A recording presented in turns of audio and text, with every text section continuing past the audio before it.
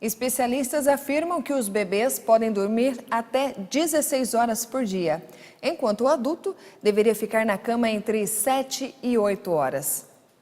Nesta reportagem você vai entender as razões que estão fazendo muitos dormirem pouco. Os eletrônicos ainda são os maiores culpados. A cantora Karine Lupe que o diga. Mas eu vou dormir tarde por causa do celular. Eu não tenho hábitos para dormir.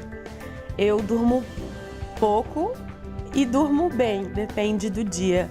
Depende do que aconteceu, depende se eu estou trabalhando à noite ou não. Então depende muito do que aconteceu no dia. Eu falo assim, que nem quando a Fabi me ligou, ela me perguntou, a gente queria filmar um pouco na sua casa, na rotina. Eu falei assim, cara, eu não tenho uma rotina.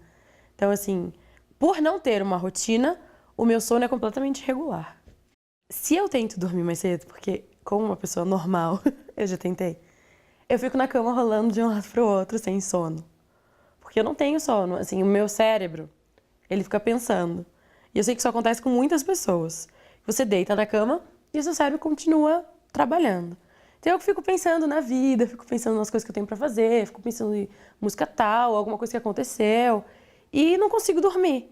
E daí, assim, a gente tem muitos aparelhos hoje em dia que atrapalham o sono do ser humano, tipo celular com internet.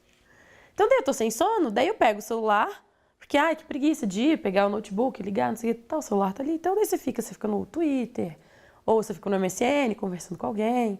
E aí vai indo. Esses dias eu fui dormir, eram 4 horas da manhã. Ela sabe que a obesidade e a falta de sono estão intimamente ligados. Porque, assim, as pessoas gordas, elas cansam mais. Então, o nosso organismo, ele precisa de um pouco mais de horas para voltar ao normal, pelo menos assim, na minha concepção, Karine Lupe. Então, assim, eu fico muito mais cansada, muito mais fácil, lógico, porque a minha condição física não tá ajudando. Mas enquanto alguns não dormem porque não querem, outros é por não poder mesmo. Medicações e doenças neurológicas estão ligadas à insônia. Para descobrir, centros como este vigiam o paciente durante a noite. É a polissonografia. Parece até que é um quarto comum, com cama, lençol, cobertor e travesseiros. Mas aqui a pessoa dorme cheia de fios. É para controlar a oxigenação, o coração, a atividade cerebral e descobrir no final da noite por que é que o sono não vem.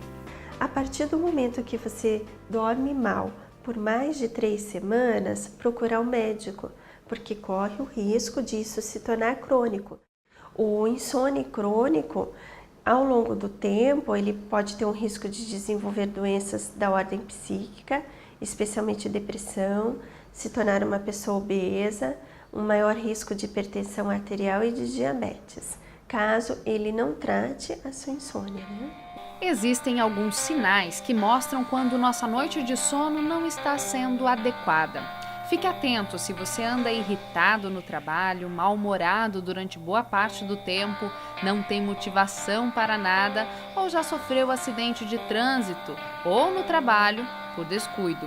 Ao invés de procurar uma doença, você deveria procurar a cama e dormir mais um pouquinho. Afinal, quanto você anda dormindo por noite? Depende, umas 4 horas por noite. Eu vou dormir tarde, né? Por que você dorme tarde? Qual que é o hábito que você mantém que te faz dormir tarde? É necessidade? Conversando com essa aqui a madrugada toda. 6. 6 é o máximo. Se o senhor dorme mais de 6 horas, o que acontece com o senhor? Como é que o senhor se sente? Fica desfaçado. Dormo cedo e acordo cedo. Olha, eu durmo em média 8, 9 horas por dia e sou acostumado a dormir lá por 1h30, 2 horas da manhã e acordo, sei lá, 10 horas da manhã, 10h30. Com a idade, a necessidade de sono vai caindo. Mais de 6 a 8 horas por dia é o que eu procuro descansar, dormir. Eu tenho problema, tenho muita dificuldade para dormir. Normalmente eu me deito 10h30, 11 horas, vou dormir meia-noite, 1 hora e tenho assim normalmente umas 4, 5 horas de sono. Eu costumo viver depois do meio-dia, que é o horário que eu tô normal. Meio-dia até, sei lá, 2, 3 da manhã eu tô bem. O grande problema é que elas querem trabalhar à noite e resolverem a vida delas durante o dia. Então elas acabam não dormindo, que se é necessário trabalhar à noite, que saia do trabalho, apague a luz do quarto, isole de ruídos, deixe bem escuro e tenha o seu repouso de pelo menos 7 horas, o quanto conseguir, mas que durma. Senão ela acaba correndo o risco de não dormir nunca, que é bem sério e vai necessitar de tratamento. Os músicos, pelo menos a maioria que eu conheço, porque encontro vários na internet à noite, a gente tem uma vida mais noturna, mesmo assim. Eu sempre gravei muito à noite, tipo, virar a noite sem dormir. Várias e várias e várias noites sem dormir. Até um tempo atrás, eu às vezes passava 2, 3 dias sem dormir e tava numa boa. Hoje não, hoje já não, porque você vai envelhecendo mais, não adianta, se você não tem um sono saudável. Lógico que o seu corpo ele vai ficando mais devagar, né? Inverter o dia pela noite não é nada saudável. Péssima notícia para quem é obrigado pelo trabalho, por exemplo, a ficar de vigília na escuridão.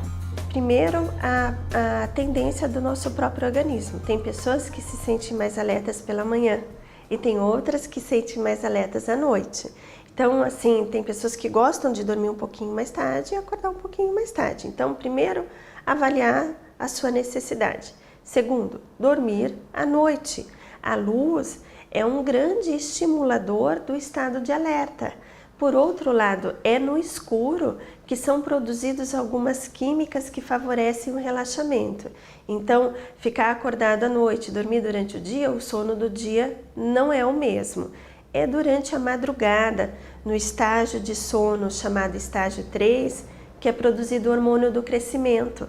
Então, para as crianças, dormir a noite inteira, o sono da madrugada é importante para a produção do hormônio do crescimento também. E tem gente que, se pudesse, dormiria às 24 horas do dia. Cansava bastante, você não acordava descansado, você acordava super cansado. Mas eu gostava de dormir, eu acordava já pensando em dormir no outro dia. A Aline, se brincar, ela dorme um pouco mais do que a cama, né? O normal dela, ela dormia até demais, que eu achava que parecia ter a doença. Olha, do meu ponto de vista, é implicância. Na adolescência, existe toda a transformação hormonal do adolescente, comportamental.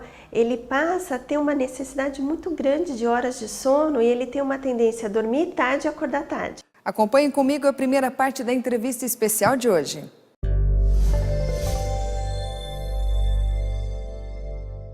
Muita coisa tem acontecido aí em matéria de mobilidade urbana.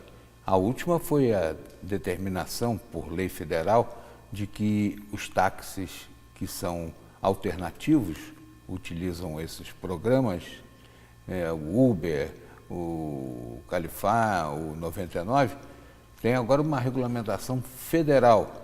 Mas tem coisas que estão remetidas ao município, isso está gerando uma certa confusão na cabeça, agravando o relacionamento entre taxistas e esses outros profissionais e deixando naturalmente o passageiro na insegurança de que possa acontecer alguma coisa com ele no trajeto. Por isso hoje nós convidamos o Dr. Juliel Modesto, que é um especialista na matéria, ele é psicólogo, mas um estudioso do comportamento humano, e vamos tentar decifrar esse enigma. Tudo bem, doutor Juliel? Satisfação em tê-lo conosco. Tudo bem, Cataldo, satisfação é minha.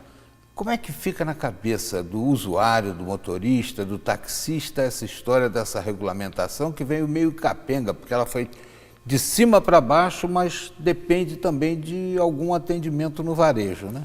Exatamente, o município agora precisa disciplinar. O interessante é a gente lembrar que o transporte público, quando surge, ele também demanda uma legislação. Ele surge na França, né, no início do século XIX, com o transporte coletivo. A ideia de transporte público vai surgir com o ônibus, né, que o próprio termo nos remete a essa ideia do tudo para todos, né, como atender a população na sua necessidade de ter acesso físico aos equipamentos sociais e urbanos.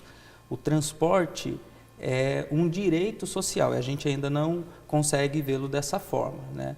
Depois de quase 100 anos é que vai surgir o táxi, com uma diferença do ônibus, que tinha um trajeto definido e, por isso, uma tarifa já estabelecida. E esse termo táxi, né, de taxímetro, desse equipamento que consegue fazer estabelecer por preço, né, num deslocamento que não tem trajeto definido, agora está passando também para um novo modelo de mobilidade. Então você vê que a gente tem prazos de a cada 100 anos, né? 1826 o ônibus, 1901 o táxi, e agora em 2018 a gente tem uma preocupação em legislar um novo modelo de mobilidade urbana, né? Um modelo que a gente chama de negócio disruptivo, que está baseado na ideia de economia compartilhada. Eu acho que isso a gente precisa ter em mente, que a necessidade de deslocamento do homem no espaço urbano é necessário para que se tenha acesso físico aos direitos, né? De saúde, de educação, de trabalho,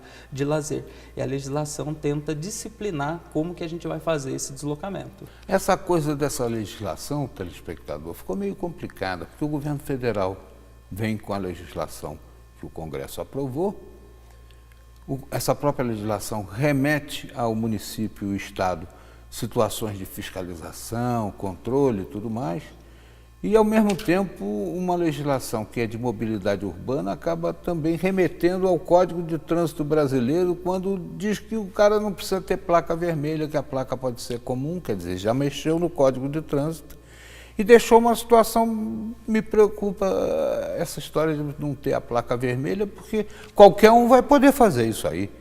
Aí não tem nem o controle do próprio aplicativo, né? Que, de certa forma, tem um cadastro, sabe quem é o motorista que ele está indicando. Se o cara sair por aí fazendo também táxi com placa cinza, vai ficar meio difícil isso, hein, doutor? Fica difícil. E como que a gente sabe quem que é o prestador de serviço? Lembrar que esse modelo de negócio mediado por aplicativo, na prestação de um serviço que é público, precisa ser disciplinado. É estranho a gente pensar em um táxi, porque é um táxi, inclusive a profissão de taxista é regulamentada, foi regulamentada em 2011, e quem é que vai atuar, né, com esses aplicativos? Isso daí precisa estar disciplinado, não está ainda muito claro como que vai funcionar. E aí fica para o município a responsabilidade de dar conta dessa problemática. Vamos pegar o exemplo de Pindamonhangaba. A legislação do táxi em Pindamonhangaba é de 1973, né? Aliás, 1979. Remete quase ao início lá da França. Nossa, então, coisa antiga, né? É antiga. A legislação precisa ser modernizada. Ela teve uma alteração em 93, ela é de 79, teve uma alteração em 93 e o Código de Trânsito é de 97, né? Com todas as suas resoluções e alterações. Então, a própria legislação municipal, Pindamonhangaba não é um caso único, né? Isso daí é muito comum nos municípios, ainda não foi modernizada. A gente não modernizou nem o serviço de táxi. Estamos pensando num outro modelo de negócio que ainda está em fase de experimento. Trazendo até para o próprio exemplo de Pinda, eu soube que Pinda tem um claro de 30 postos para taxistas e não consegue resolver a questão da herança. O município do Rio de Janeiro transmite-se ao filho a autonomia do táxi. Aqui fica uma coisa complicada, porque não tem como fazer essa transferência e, ao mesmo tempo, parece que tropeça também a possibilidade de o titular da autonomia dividir as horas de folga com um empregado. Sim. Mas eu vou lhe pedir para a gente avançar no tema, que serve para outros municípios também que não têm a legislação. É federal, é estadual? Parece aquela história do mosquito. O mosquito é federal, estadual, municipal. A gente já volta falando sobre o tema aqui.